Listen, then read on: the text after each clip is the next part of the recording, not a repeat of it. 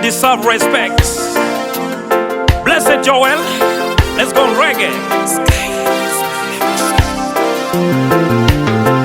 Likatie kom bomba moro, adonga bongo dako. Mama, you are the pillars of this nation. Likatie kom gameti moro, achunga bongo dako. Toto, you are the pillars of this nation. Likatie kom culture moro, isipakina bongo dako. Jatoti, you are the pillars of this nation. Likatie kom bomba moro, adonga bongo dako. Mama, you are the pillars of this nation. Likatie kom gameti moro, achunga bongo dako. Toto, you are the pillars of this nation.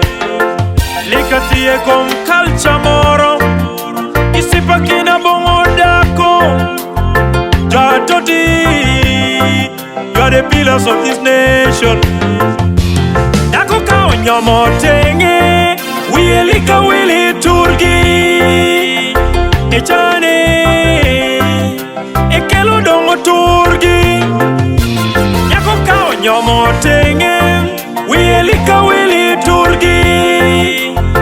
Echane, ekelo project turgi. Atenya ko ka onyomo, wielika wili turgi. Echane, echane kiaro turgi. Jomogo ringo miere, dako kolole. Elole, elole kiaro ture. Mogo kao ringo weko pacho, chano kure, tuo make. Kochako duogo chendo kom dako game. Mogo kao ringo weko pacho, chano kure, tuo make. Kochako duogo chendo kom dako game. Chomogo ringo somo idwe, dako kochane. Echane somo idwe mege.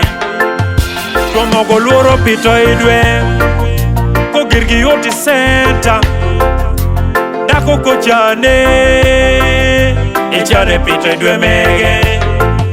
Chomogo luoro pito idwe, kogirgi yoti center. Dako kochane, echane pito idwe mege. Likatie komadul moro, ateka bongo dako. Mama, you are the pillars of this nation. Likatie kom dwaliro moro, habida bongo dako.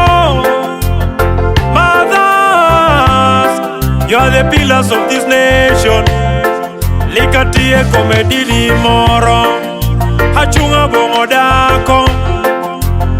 Mothers, mothers, mothers, you are the pillars of this nation. When you look at water and sanitation, women are the key holder in maintaining water sources and the safety of our environment. When you look at water and sanitation, women are the key holder in maintaining water sources and the safety of our environment. Bravo to you and women. Bravo to Ugandan government. Bravo to Popo, Prince of Peace, steering for women agenda. Bravo to you and women. Bravo to Ugandan government. Bravo to Popo, Prince of Peace, steering for women agenda. Bravo to religious leaders. Bravo to our God. Bravo to well-wishers for fighting for gender equality. And it's pro.